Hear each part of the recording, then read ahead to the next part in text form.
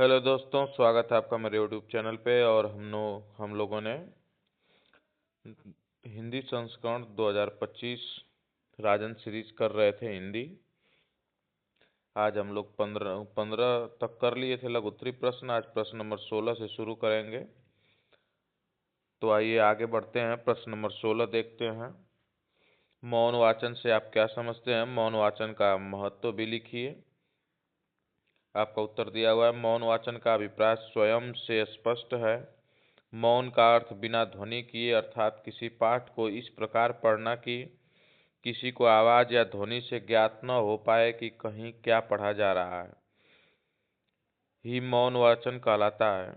यह सस्वर वाचन से ठीक उल्टा होता है। मौन वाचन का मतलब है कि मन में पढ़ना, किसी को इसे डिस्टर्ब नहीं होता है। मौन वाचन की आवश्यकता हमें दो तीन दृष्टियों से हो सकती है। दृष्टियां हैं, पहला, मौन वाचन में प्रत्येक छात्र पठितांश का वाचन स्वगति से कर सकता है। दूसरा, यदि पाठ्यक्रम का कोई वाक्य अथवा वाक्यांश छात्र की समझ में नहीं आ रहा हो तो उसी वाक्य या वाक्यांश को उस समय तक बार बार पढ़कर समझने का प्रयत्न कर सकते हैं जब तक कि वह वाक्य या वाक्यांश उसकी समझ में न आ जाए। तीसरा है आपका, अवकाश के क्षणों का सदुपयोग करने हेतु मौन वाचन का अभ्यास जरूरी है। और मौन वाचन से दूसरों को डिस्टर्ब नहीं किया जाता है। मौन वाचन मन में किया जाता है।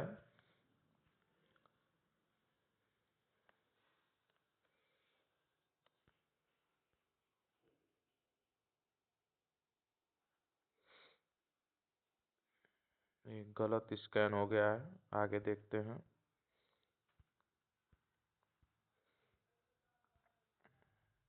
प्रश्न नंबर 17 की ओर चलते हैं।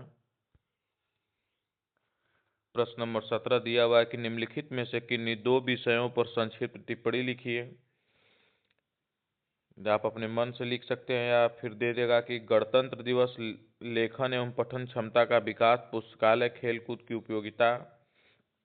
या यह भी प्रश्न दे सकता है कि किसी एक राष्ट्रीय पर्व पर अपने शब्दों में स्वतंत्र अभिव्यक्ति प्रस्तुत कीजिए। तो गणतंत्र दिवस पर आप क्या लिखेंगे?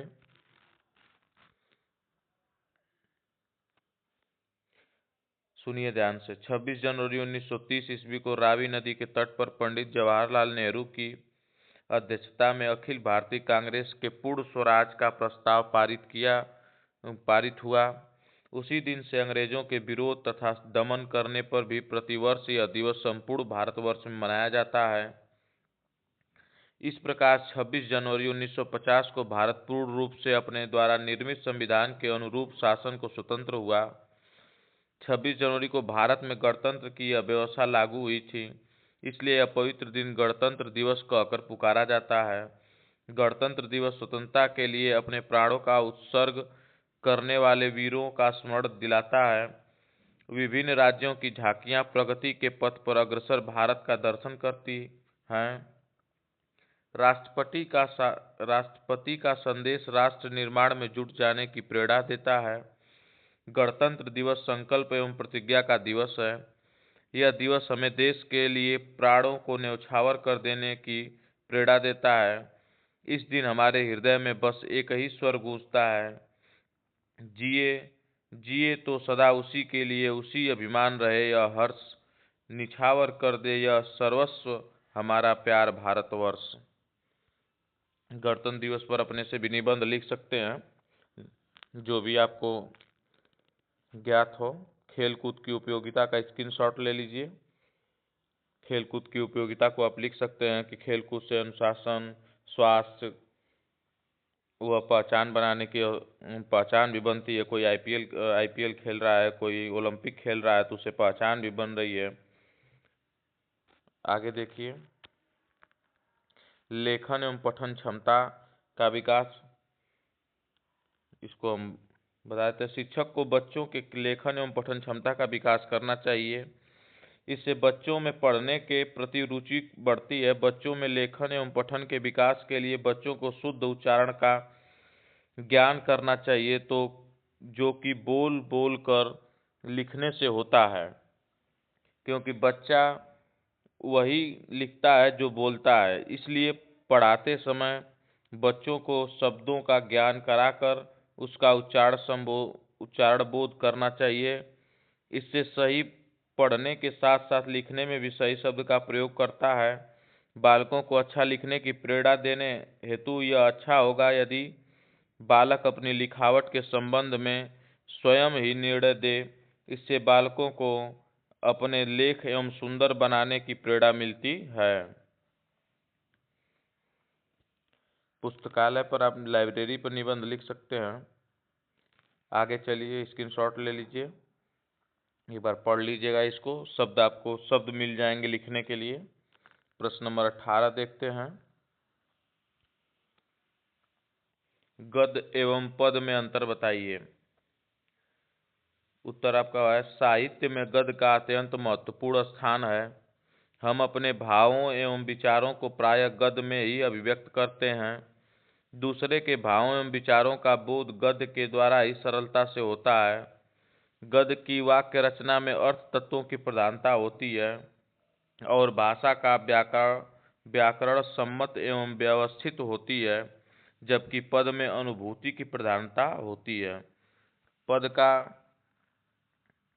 पद का संबंध भाव, रागात्मक, कल्पना तथा संवेदना से है। पद में आपका तुकबंदी भी होती है। अतः गद्य एवं पद में प्रमुख अंतर लिखिए। अंतर देख लीजिए गद्य और पद में। गद्य के वाक्यों में विराम के नियमों का पालन किया जाता है, जबकि पद में इन नियमों का कोई बंधन नहीं होता है। अतः विराम चिन्हों के नियम गद्य में होते हैं, पद में नहीं होते हैं। इतना भी आप लिख सकते हैं कि विराम चिन्ह का नियम गद्य में होता है, पद में नहीं होता है।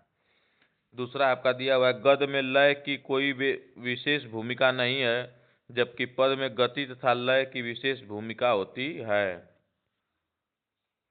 प्रश्न नंबर 8 है गद्य में छंद का कोई उपयोग नहीं होता है, जबकि पद की रचना सदैव छंदबद्ध या छंद युक्त होती है। अतः गद्य तथा पद में पर्याप्त अंतर होता है। प्रश्न नंबर 19 देखते हैं। वाचन के दोषों को किस प्रकार दूर किया जा सकता है। वाचन के दोषों को आवृत्ति पुनरावृत्ति द्वारा दूर किया जा सकता है। इसका अभिप्राय यह है कि बार बार आवृत्ति या पुनरावृत्ति के माध्यम से अभ्यास कराकर उच्चारण संबंधी दोषों का निवारण किया जा सकता है। दूसरा है वातावरण परिवर्तन। बच्चों को सिखाई जाने वाली भाषा हेतु उपयुक्त वातावरण उपलब्ध करवाकर पठन संबंधी दोषों का निवारण किया जा सकता है। चिकित्सा विधि द्वारा यदि किसी अंग में कोई खराबी के कारण या जन्मजात किसी कमी के कारण दोषों को चिकित्सीय उपचार द्वारा दूर किया जा सकता है। यह वाचन के दोषों को दूर करने का पॉइंट है। देख लीजिएगा, इंपॉर्टेंट क्वेश्चन है। प्रश्न नंबर 20 है आपका दिया औपचारिक पत्रों के प्रकार लिखिए। औपचारिक पत्रों के 3 वर्गों में विभाजित किया गया। पहला है प्रार्थना पत्र। इस पत्रों में निवेदन अथवा प्रार्थना की जाती है। अवकाश, शिकायत, सुधार, आवेदन आदि के विषय में लिखे गए पत्र प्रार्थना पत्र के अंतर्गत आते हैं। दूसरा है कार्यालयी पत्र। जो पत्र कार्यालयी कार्य हेतु लिखे जाते हैं, ये सरकारी अफसरों या अधिकारियों, स्कूल कॉलेज के प्रधानाध्यापकों और प्राचार्यों को लिखे जाते हैं।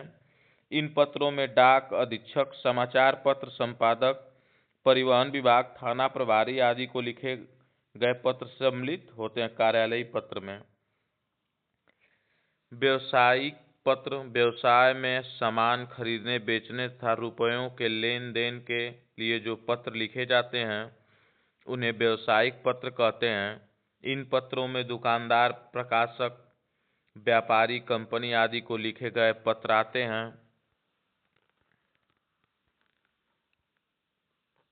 प्रश्न नंबर 21 देखते हैं। कर्मधारय समास सहित समझाइए। कर्मधारय समास किसे कहते हैं, उदाहरण सहित स्पष्ट कीजिए। कर्मधारय समास देखते हैं। कर्मधारय समास में उत्तर पद प्रधान होता है, लेकिन पहला पद विशेषण एवं दूसरा पद संज्ञा अथवा सर्वनाम होता है। पहला पद विशेषण होता है, जैसे नील कमल दिया तो कमल कैसा है, नील कमल, नीला कमल।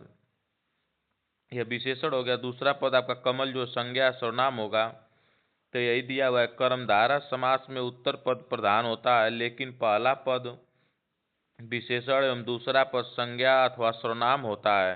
जैसे उदाहरण है नील कमल, बड़ा नीला कमल, इसमें नीला विशेषण और कमल संज्ञा है, ध्यान दीजिएगा। जैसे चंद्रमुखी दिया हुआ है, चंद्रमा के समान मुख वाली, महापुरुष महान है जो पुरुष, पीतांबर पीला अंबर, इसमें देखिए पीला जो है आपका बता रहा है विशेषण है। लौह पुरुष, लोहे जैसा पुरुष, नीलकमल आप देख ही चुके हैं। इस सब समास में कभी कभी विशेष संज्ञा सर्वनाम पहले भी आ जाता है। जैसे मुख चंद्र, चंद्रमा जैसा मुख, मुख रूपी चंद्र। घनश्याम, घन के समान श्याम। चरण कमल, चरण के समान कमल के समान चरण। आपका दिया नील गगन, नीला गगन दिया हुआ है। प्रश्न नंबर 22 देखते हैं। संज्ञा किसे कहते हैं? इंपॉर्टेंट क्वेश्चन है, ध्यान दीजिएगा। संज्ञा सर्वनाम या क्रिया विशेषण या विशेषण की परिभाषा आपसे पूछ सकता है। संज्ञा किसे कहते हैं, उदाहरण देकर स्पष्ट कीजिए। किसी प्राणी, स्थान, वस्तु, भाव और गुण आदि के नाम को संज्ञा कहा जाता है। जैसे प्राणी में राम, कृष्ण, राधा, हाथी आ जाएगा। स्थान में मैदान, ताजमहल, मुंबई, जो भी स्थान होंगे वह आपके स्थान में। वस्तु में पुस्तक, मेज, कुर्सी, खिड़की, दरवाजा, पंखा आदि आ जाएगा। भाव और गुण में कड़वाहट, साहस, मिठास। संबंधवाचक सर्वनाम किसे कहते हैं, उदाहरण सहित समझाइए। देखते हैं आगे प्रश्न नंबर 23। संबंधवाचक सर्वनाम। संबंधवाचक सर्वनाम वाक्य में संज्ञा अथवा सर्वनाम के साथ संबंध प्रकट करने के लिए जिन शब्दों का प्रयोग होता है उसे संबंधवाचक सर्वनाम कहा जाता है। जैसे जो, सो, जैसा, वैसा, जिस, तिस, जिन आदि।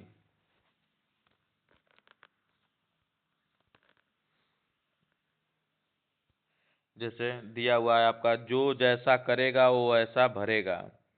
दूसरा दिया हुआ है कि जो जागता है वह पाता है, जो सोता है वह खोता है। इन वाक्यों में जो जिसका संबंध सर्वनाम है, इस संबंध योजक इसको कह सकते हैं, जोड़ने वाला। प्रश्न नंबर 24 देखते हैं। वाक्य किसे कहते हैं, सोदाहरण स्पष्ट कीजिए। तो दो या दो से अधिक सार्थक समूह को जिसका पूरा अर्थ व्यक्त हो उसे वाक्य कहते हैं।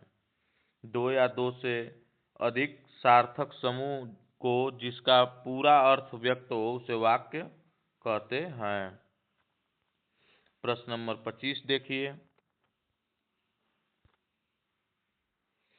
उपकार, अनुपम, उपेक्षा, खग शब्दों के दो दो पर्यायवाची शब्द लिखिए। उपकार का पर्यायवाची शब्द आपका दिया हुआ है अनुग्रह और कृपा। अनुपम का पर्यायवाची शब्द दिया हुआ है अनूठा और अनोखा। उपेक्षा का दिया हुआ है उपहास और तिरस्कार। खग का दिया हुआ चिड़िया या पक्षी। ये पर्यायवाची शब्द हैं। प्रश्न नंबर 26 की ओर चलते हैं। प्रश्न नंबर 26 आपका दिया हुआ है कि विपरीतार्थक शब्द से क्या आशय है। मुक्ति, लौकिकवादी तथा संयोग शब्दों के विलोम शब्द लिखिए। विलोम शब्द का मतलब होता है उसका विपरीत अर्थ निकले। देखते हैं परिभाषा दी हुई है कि विलोम शब्द विपरीत अर्थ व्यक्त करने वाले शब्द होते हैं। कुछ शब्दों के युग्म ऐसे होते हैं जो परस्पर विरोधी होते हैं। ऐसे युग्म विलोम अथवा विपरीतार्थक कहे जाते हैं। पहला आपका है मुक्ति। मुक्ति का बंधन, मुक्ति का मतलब उनसे मुक्त होना, बंधन मतलब जुड़ जाना। वादी का प्रतिवादी, लौकिक का अलौकिक, संयोग का वियोग। प्रश्न नंबर 27 देखते हैं। पत्र लिखते समय किन किन बातों को ध्यान में रखना चाहिए, तो आइए उत्तर देखते हैं। वर्तमान युग तकनीकी का युग है, तथापि संचार के माध्यम के रूप में पत्रों का आदान प्रदान भी आवश्यक होता है। अतः पत्र लेखन एक कला है जिससे प्रत्येक व्यक्ति परिचित नहीं है।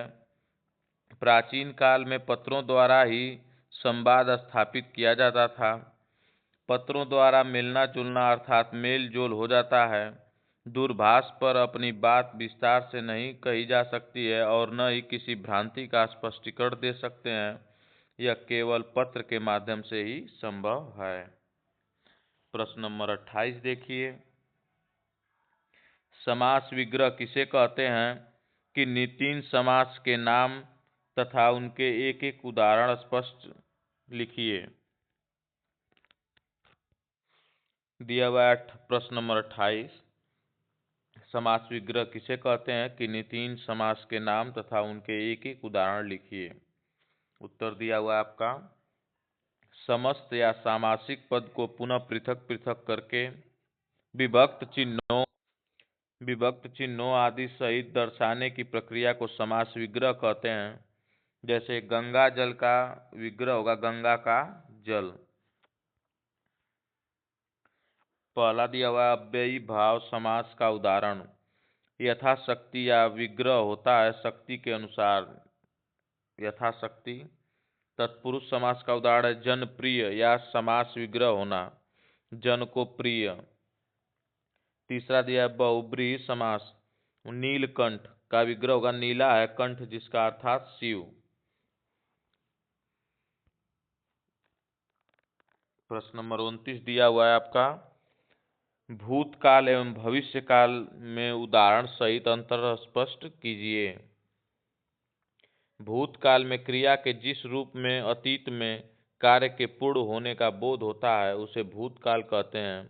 जैसे प्रिया विद्यालय से चली गई, इस वाक्य में चली गई भूतकालिक क्रिया है। इससे ज्ञात होता है कि विद्यालय से जाने की क्रिया पूर्ण हो चुकी है।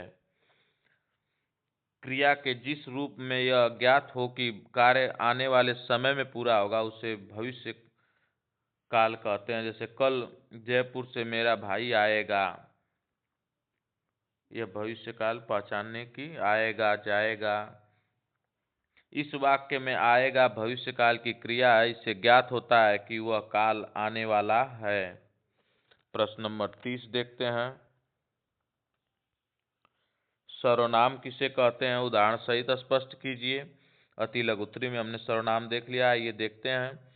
कुछ शब्द संज्ञा के स्थान पर बोले जाते हैं उन्हें सर्वनाम कहा जाता है। जैसे हम, आप, मैं, तुम, वह, वे, उन्होंने, उसने, इसने, किसने, किसी को इत्यादि है। चौथा आपका विराम चिन्ह कितने प्रकार के होते हैं, चिन्ह को दर्शाइए। बहुत इंपॉर्टेंट क्वेश्चन है, ध्यान से देखिएगा, स्क्रीनशॉट भी ले सकते हैं इसका। पहला है अल्प विराम, इसका चिन्ह देख लीजिएगा, हाईलाइट कर दे रहा हूं। दूसरा है अर्ध विराम, उसका चिन्ह है पूर्ण विराम। प्रश्नवाचक चिन्ह आप जानते ही हैं, विस्मयबोधक जिसमें हर्ष उल्लास का हो तो वहां प्रयोग किया जाता है। इकहरावतरण, दोहरावतरण डबल इन्वर्टेड कामा, निर्देशक, संयोजक, ये सब विराम चिन्ह है। आपका 10वां है लोप निर्देशक चिन्ह, हंस पद है, जैसे कोई शब्द छूट जाता है तो हंस पद चिन्ह का प्रयोग है। विवरण चिन्ह के लिए ये है। 12 विराम चिन्ह आपके दिए हुए हैं। प्रश्न नंबर 32 की ओर चलते हैं। समास किसे कहते हैं, बहुब्रीहि समास के 2 उदाहरण लिखिए। बहुब्रीहि समास किसे कहते हैं उदाहरण सहित स्पष्ट कीजिए। आइए समास देख लेते हैं, कोई एक क्वेश्चन जरूर पूछ सकता है समास से। तो समास 2 या 2 से अधिक शब्दों के परस्पर मेल से बनता है। जैसे माता पिता, भाई बहन, घर संसार। समास की परिभाषा, 2 या 2 से अधिक शब्दों के मिलने से बने संक्षिप्त शब्द को सामासिक शब्द और इस मेल की क्रिया को समास कहते हैं। बहुब्रीहि समास दिया हुआ है, जहाँ दोनों पदों में से कोई भी पद प्रधान न हो एवं अर्थ की दृष्टि से कोई अन्य पद प्रधान हो, वहाँ बहुब्रीहि समास होता है। उदाहरण के लिए लंबोदर, लंबा प्लस उदर। मैं न तो लंबा प्रधान है और न ही उदर प्रधान है, इसका अर्थ गणेश है, तो अन्य पद है। इसका विग्रह इस कारण होगा लंबा है उदर जिसका अर्थात लंबोदर गणेश, यहाँ बहुब्रीहि समास है। चतुरानन आपका है बहुब्रीहि समास। विस्मयादिबोधक चिन्ह। प्रश्न नंबर 33 देखते हैं। विस्मयादिबोधक चिन्ह का प्रयोग आपके मन के भावों को यथा शोक, भय, घृणा, आश्चर्य आदि को प्रकट करने वाले शब्दों में विस्मयादिबोधक चिन्ह या विस्मयादिबोधक शब्द कहते हैं, जिसमें आपके मन के भावों को यथा शोक हो या भय हो, घृणा हो, इसका प्रयोग किया जाता है। जब ऐसा होता है तो जैसे आप देख लीजिए, हाय क्या हो गया, अरे क्या तुम आए, छी तुम तो बहुत गंदे व्यक्ति हो। भाव है यहाँ पे, वाह कितनी सुंदर कार है। प्रश्नवाचक चिन्ह के अभाव में वाक्य को प्रश्नवाचक नहीं माना जाता है, ध्यान दीजिएगा। दूसरा आपका योजक चिन्ह। शब्द युग्म एवं तुलना करने वाले शब्दों के साथ योजक चिन्ह का प्रयोग किया जाता है, जैसे सुख दुख, माता पिता, रात दिन, आज कल, थोड़ा सा, काला सा, मोटा सा, ये सब योजक चिन्ह इसमें लगे हुए हैं। आप देख सकते हैं योजक चिन्ह लगा हुआ है, यहाँ पे लगा है, यहाँ पे लगा है, यहाँ पे लगा है। तीसरा देखते हैं उद्धरण चिन्ह। उद्धरण आपके दो प्रकार के होते हैं। अध्यायी कारा उद्धरण चिन्ह, इसका प्रयोग वाक्य के अंतर्गत आए हुए शब्द, विशेष, व्यक्ति, वस्तु का नाम लिखने हेतु किया जाता है। जैसे यह अंश हमारी पाठ्य पुस्तक हिंदी व्याकरण से लिया गया है। देखिए डबल सिंगल इन्वर्टेड कामा का प्रयोग हुआ है, जिसे इकारा उद्धरण चिन्ह कहा जाता है। ब देख लीजिए, दोहरा डबल इन्वर्टेड कामा, दोहरा उद्धरण चिन्ह, किसी वक्ता के कथन को उसी के शब्दों में वैसा का वैसा लिखने के लिए इस चिन्ह का प्रयोग किया जाता है। जैसे महात्मा गांधी ने कहा था, अहिंसा परमो धर्म। देखिए यहाँ चिन्ह लगा हुआ है। डबल इन्वर्टेड कामा का प्रयोग किसी के अनुसार जो कही गई बात हूब टू हूब लिखी जाती है, उसे दोहरा उद्धरण चिन्ह के द्वारा दिखाया जाता है। जैसे एक और उदाहरण है, पिताजी ने कुशल से कहा, बेटा हमेशा समय का पालन करना। आगे देखते हैं लाघव चिन्ह। लाघव चिन्ह को संक्षेपक भी कहते हैं। इसका प्रयोग शब्द को संक्षिप्त रूप में लिखने के लिए किया जाता है। जैसे पंडित का संक्षेप देखिए लिखा गया लाघव चिन्ह के साथ। डॉक्टर, टीवी, उत्तर, प्रश्न। प्रश्न नंबर 34 देखते हैं। लेखन कार्य। लेखन कार्य करते समय कागज और आंखों के बीच की दूरी होनी चाहिए। लेखन कार्य करते समय कागज और उसकी दूरी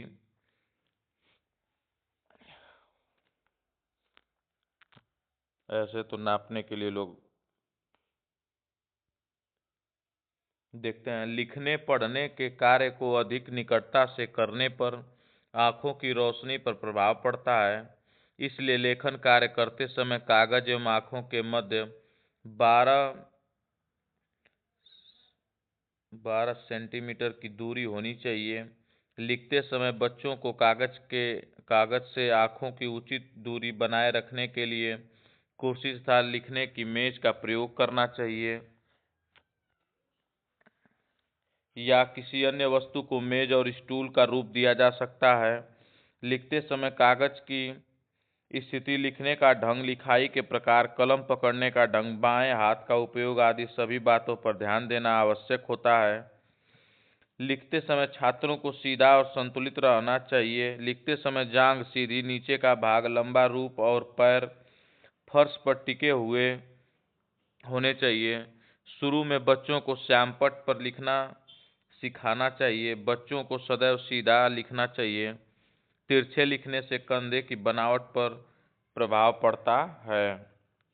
लिखते समय क्या क्या सावधानी रखनी चाहिए आप अपने से भी लिख सकते हैं, बस शब्दों के ज्ञान के लिए आप इसको पढ़ सकते हैं।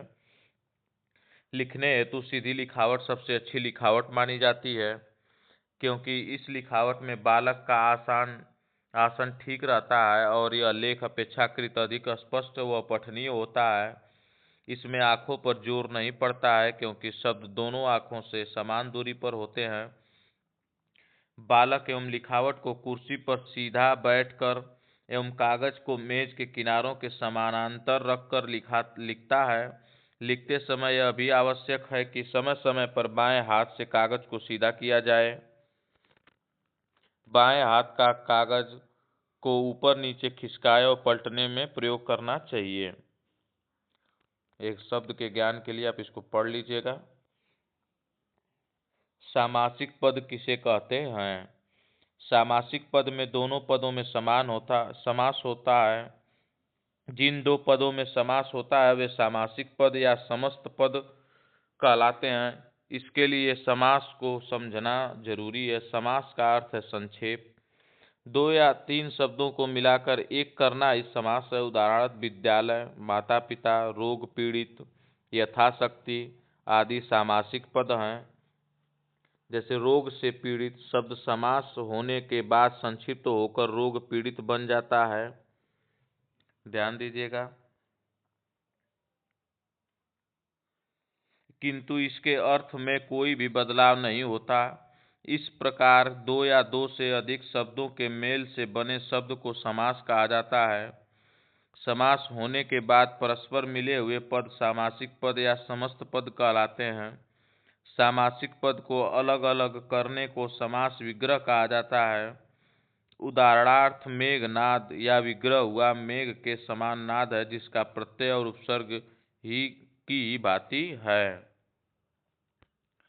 प्रश्न नंबर आपका 36 दिया हुआ है। मौन वाचन के कोई दो उद्देश्य लिखिए। मौन वाचन को हमने ऊपर देख लिया है।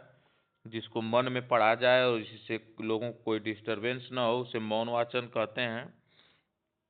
कहानी का महत्व ऊपर हमने देख लिया है। कहानी का क्या महत्व है।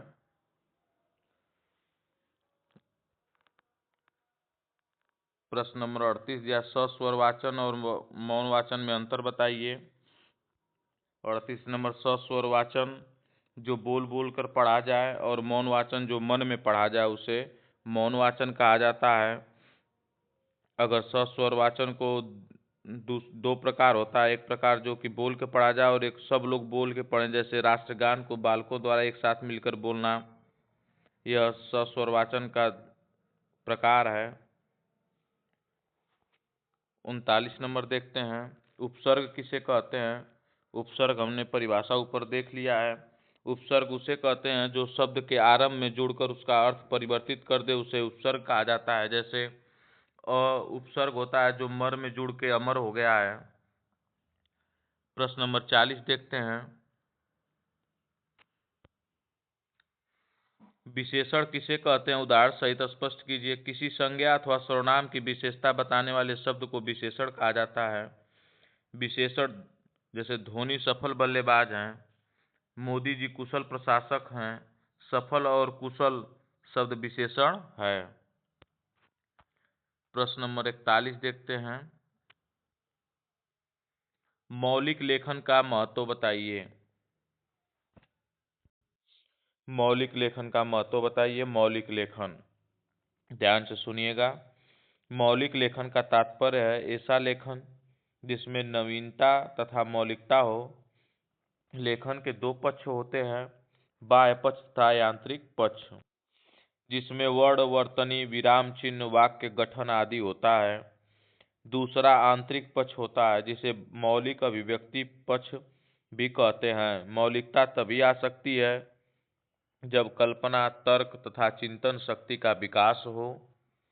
यह कार्य परिवेश में कराया जाना चाहिए। शुरू में ऐसे विषयों पर लेख लिखवाना चाहिए जिसका लिखने वाले को अनुभव हो, जैसे देखने वाले दृश्य, चित्र, घटना, अनुभूति, यात्रा, प्रसंग आदि।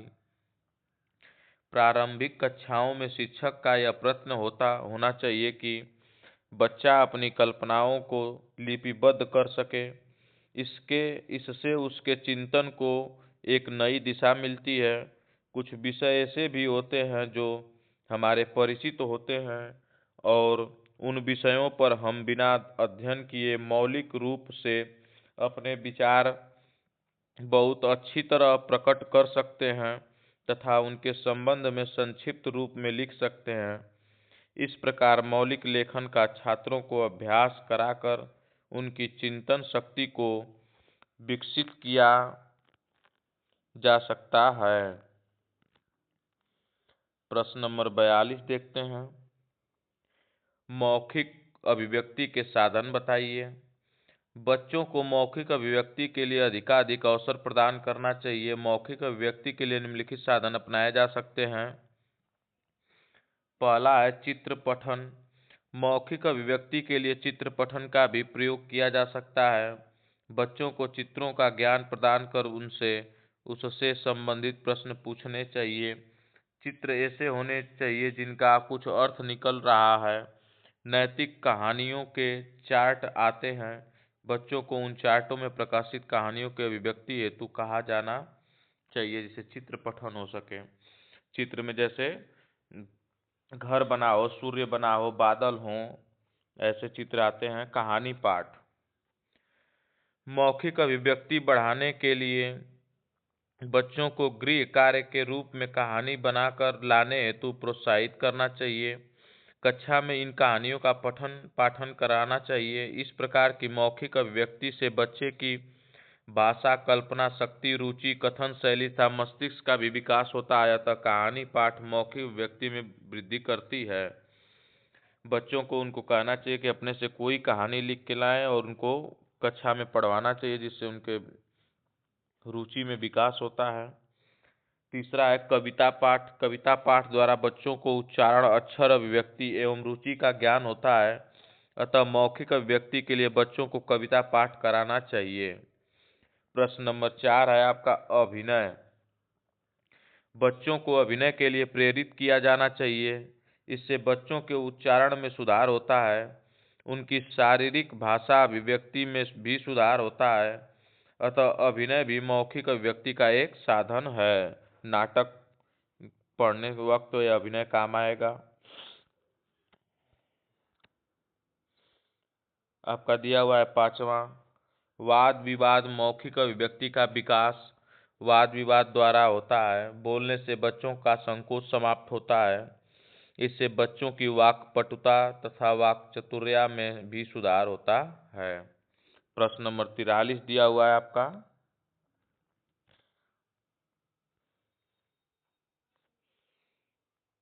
विशेषण के अर्थ और भेद से आप क्या समझते हैं? विशेषण का अर्थ किसी संज्ञा अथवा सर्वनाम की विशेषता बताने वाले शब्द को विशेषण कहा जाता है। विशेषण के भेद आपके हैं संख्या बोधक विशेषण, गुण बोधक विशेषण, परिणाम बोधक विशेषण और चौथा है संकेत बोधक विशेषण। आगे देखिए, आपका दिया हुआ है भविष्यकाल के भेद लिखिए। भविष्यकाल के प्रमुख भेद निम्नलिखित हैं। पहला है सामान्य भविष्यकाल। जिस क्रिया से कार्य के सामान्य रूप से भविष्य में होने का पता चले उसे सामान्य भविष्यकाल कहा जाता है। जैसे रीना स्कूल जाएगी, वे किताब पढ़ेंगे, मोहन आ जाएगा। दूसरा है आपका संभाव्य भविष्यकाल। क्रिया के जिस रूप से किसी कार्य के भविष्य में होने की संभावना हो उसे संभाव्य भविष्यकाल कहा जाता है। जैसे संभव है वह कल आए, शायद वह कल चली जाए। प्रश्न नंबर 45 है वाचन का क्या महत्व है? आइए देखते हैं वाचन का महत्व। वाचन के प्रमुख कारण निम्नलिखित हैं। पहला है वाचन के द्वारा व्यक्ति उन सभी के लिखित विचारों को ग्रहण कर सकता है जो अब संसार में नहीं है अथवा जिनकी उपस्थिति किसी भी कारण से संभव नहीं है। दूसरा है आपका मौन वाचन के द्वारा प्रत्येक व्यक्ति अपना विद्यार्थी क्षमता के अनुरूप लाभान्वित हो सकता है। तीसरा है आपका वाचन के द्वारा उन व्यक्तियों को भी किसी की लिखी हुई बात से अवगत कराया जा सकता है जो लिखना पढ़ना नहीं जानते हैं अथवा अशिक्षित हैं। चौथा आपका है अवकाश के क्षणों का उपयोग दूसरों द्वारा आसानी से किया जा सकता है।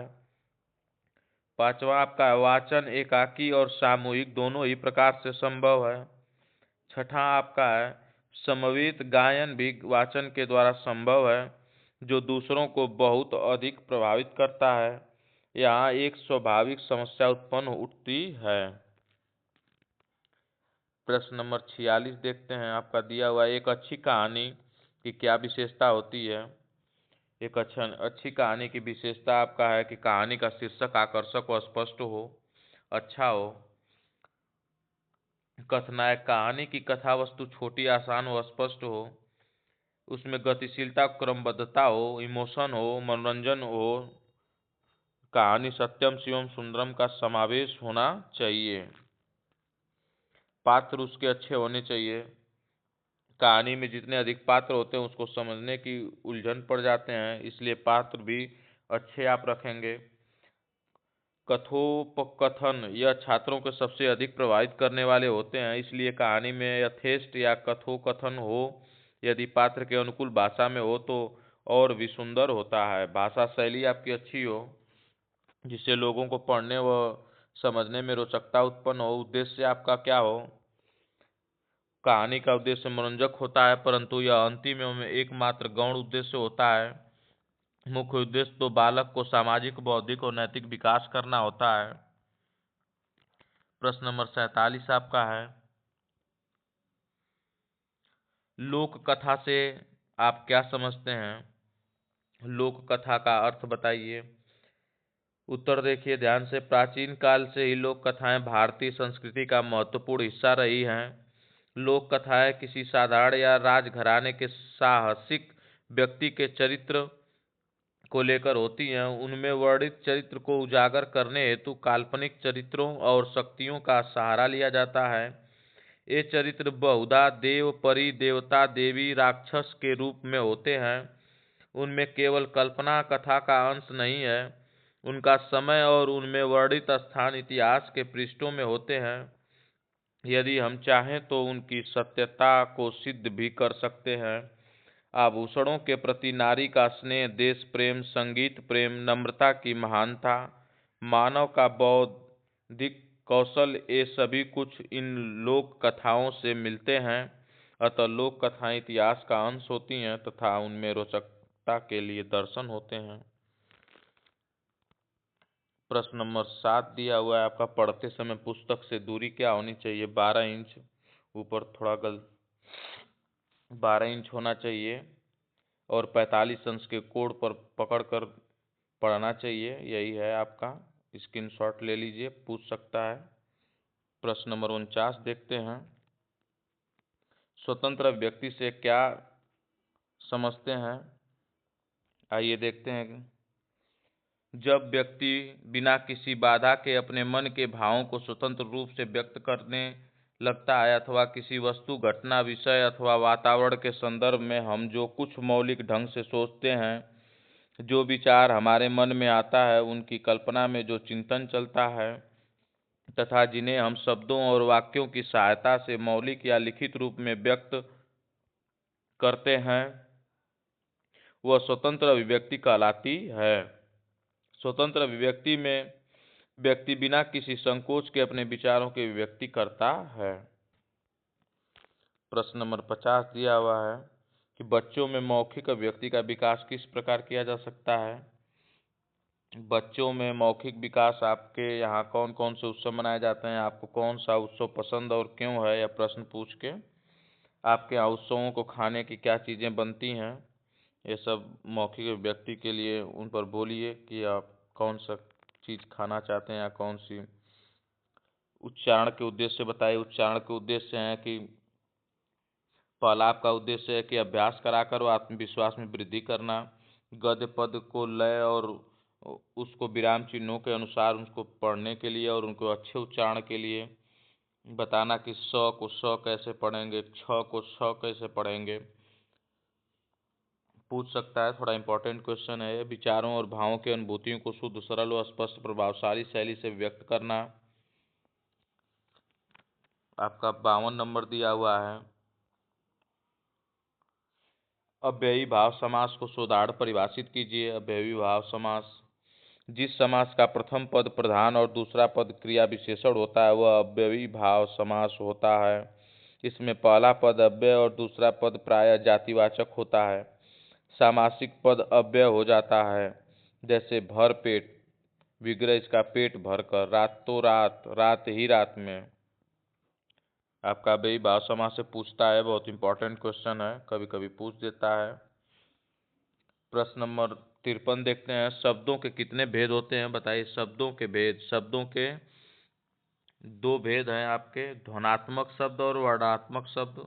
ध्वनात्मक शब्द आपका है वे शब्द जो स्पष्ट सुनाई नहीं देते हैं और न स्पष्ट रूप से समझ आते हैं। वर्णात्मक में है आपका कि जो पृथक अक्षरों से बनकर अलग अलग रूप में सुनाई देते हैं। उपयोगिता की दृष्टि से मानव जीवन के लिए ध्वनात्मक शब्दों की अपेक्षा वर्णात्मक शब्दों का अधिक महत्व होता है। समास के भेद बताइए। समास मुख्यतः 6 प्रकार के होते हैं। समास के भेद 6 प्रकार के होते हैं। पहला आपका दिया हुआ है कर्मधारय समास, ध्यान से देखिएगा, स्क्रीनशॉट भी ले सकते हैं क्योंकि कोई न कोई समास पूछ सकता है आपसे। कर्मधारय समास का प्रथम पद विशेषण और द्वितीय पद उसी विशेषण का विशेष होता है, जैसे मृगनयनी। दूसरा आपका अव्ययी भाव समास, ऊपर हमने देखा था। अव्ययी समास में प्रथम शब्द प्रधान होता है और द्वितीय शब्द क्रिया विशेषण होता है, जैसे प्रतिदिन। तीसरा आपका बहुब्रीहि समास है। बहुब्रीहि समास में कोई पद प्रधान नहीं होता है, यह अपने पद को पृथक संज्ञा का बोधक होता है, जैसे चंद्रशेखर, गजानन इत्यादि। तत्पुरुष समास आपका है। इस समास में प्रथम पद गौण तथा दूसरा शब्द प्रधान होता है। इसमें प्रथम शब्द प्रायः संज्ञा अथवा विशेषण होते हैं, जैसे आर्यपुत्र, स्वाधीन। द्विगु समास आपका है। इसमें पूर्व पद संख्यावाचक एवं उत्तर पद मुख्य पद होता है, जैसे पंचमुखी, षटकोण, चतुर्भुज। आप ध्यान दीजिएगा, जिसमें अंकों का या संख्याओं का ज्ञात हो उसे द्विगु समास कह सकते हैं। छठा आपका द्वंद्व समास दिया हुआ है। द्वंद्व समास में पूर्व पद तथा उत्तर पद दोनों एक समान महत्वपूर्ण होते हैं, जैसे माता पिता, जीवन स्तर, वर्तमान काल। दिया हुआ है आपका वर्तमान काल के भेद में पूछा है। सामान्य वर्तमान काल होता है आमतौर पर जिस काल में कार्य का होना पाया जाता है उसे सामान्य वर्तमान काल कहा जाता है, जैसे लड़का बाजार जाता है। अपूर्ण वर्तमान काल, इसमें क्रिया के साथ रहा या रही है, रहे हैं आदि पाया जाता है, जैसे लड़के स्कूल से आ रहे हैं। संदिग्ध वर्तमान काल में शायद यह फल तोड़ता हो, जैसे क्रिया के वर्तमान काल में होने का संदेह होता है। पूर्ण वर्तमान काल, जिस क्रिया में वर्तमान काल में ही क्रिया के पूर्ण होने का बोध हो, जैसे उसे पढ़ा है, उसने पढ़ा है। पांचवा है पूर्ण सात्यत्य वर्तमान काल। क्रिया के जिस रूप में यह मालूम होता है कि क्रिया पहले से आरंभ होकर वर्तमान में निरंतर चल रही है, उसे पूर्ण सात्यत्य वर्तमान काल कहा जाता है। जैसे मैं यह काम पहले से ही करता रहा हूँ, वह सोते रहे हों। सस्वर वाचन और मौन वाचन के बारे में ऊपर हम लोगों ने देख लिया था। मौन वाचन जो मन में किया था, सस्वर वाचन जो ध्वनि के अनुसार किया था। सस्वर वाचन 2 प्रकार के होते हैं। आप स्क्रीन शॉट लेना चाहते हैं तो ले लीजिए। इसको एक बार शब्दों के लिए ज्ञान के लिए पढ़ सकते हैं, जिससे लिख सकें आप। मौन वाचन हो जाएगा उसी में। उच्चारण का महत्व लिखिए। आइए देख लेते हैं। भाषा में उच्चारण को विशेष महत्व दिया जाता है। किसी भाषा के शब्दों का उचित उच्चारण भाषा के परिनिष्ठित रूप को प्रकट करना है। डॉक्टर भोलानाथ तिवारी ने भाषा को परिभाषित करते हुए लिखा है, भाषा उच्चारण अवयवों से उच्चारित यादृच्छिक ध्वनि प्रतीकों की वह संरचनात्मक व्यवस्था है जिसके द्वारा समाज विशेष के लोग आपस में विचार विनिमय करते हैं। उक्त परिभाषा से यह स्पष्ट हो जाता है कि जब हम विचारों को ध्वनि के रूप से होठों पर लाते हैं, तभी वह भावों के आदान प्रदान का एक सशक्त माध्यम बन जाती है। भाषा बनती है जिसमें विचारों एवं भावों के आदान प्रदान का माध्यम उच्चारण होता है। इस प्रकार उच्चारण में अभिव्यक्ति की सशक्त क्षमता होती है। अभिव्यक्ति के द्वारा किसी भी बात को उतार चढ़ाव, लय, सुर आदि द्वारा इस प्रकार व्यक्त किया जाता है। इस प्रकार केवल उच्चारण के ढंग में परिवर्तन करने के वाक्य का स्वरूप बदल जाता है। ज़्यादा लिखने की जरूरत नहीं है, थोड़ा सा आप पढ़ लीजिएगा इसको। कहानी की विधि पढ़ ही चुके हैं आप ऊपर। चित्र विधि, कहानी कथन विधि, प्रश्नोत्तर विधि, वार्तालाप विधि है। आप स्क्रीनशॉट ले लीजिए इसका, इम्पोर्टेंट नहीं है, एक बार पढ़ लेंगे तो हो सकता है पूछ दे। कहानी शिक्षण विधि,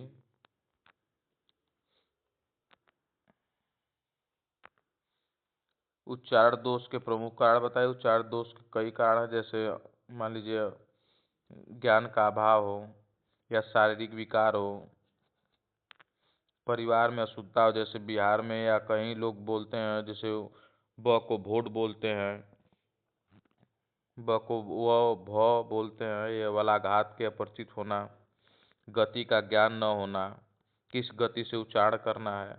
प्रश्न नंबर दिया है, वाक्य के प्रमुख प्रकार बताइए।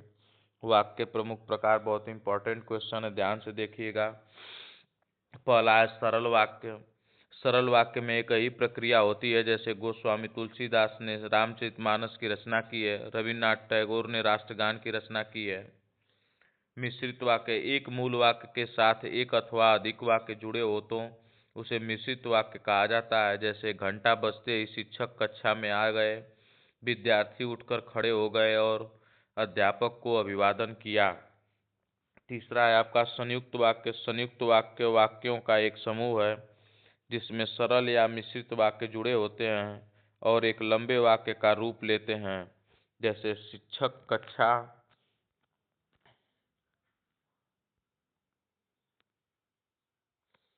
एक गलत प्रिंट हो गया है, स्कैन करने में गलती हो गई है। 62 या शब्द को परिभाषित कीजिए। दो अक्षरों या दो से अधिक अक्षरों के संयोजन से शब्द का निर्माण होता है। शब्द सार्थक होते हैं। हिंदी में शब्द को विभिन्न विद्वानों ने भिन्न भिन्न प्रकार से समझाया है।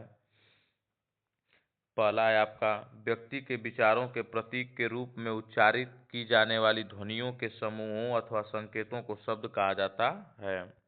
उपसर्ग प्रत्यय आप ऊपर देख चुके हैं। उपसर्ग आगे लगता है और प्रत्यय पीछे लग के अपना अर्थ परिवर्तित कर देता है।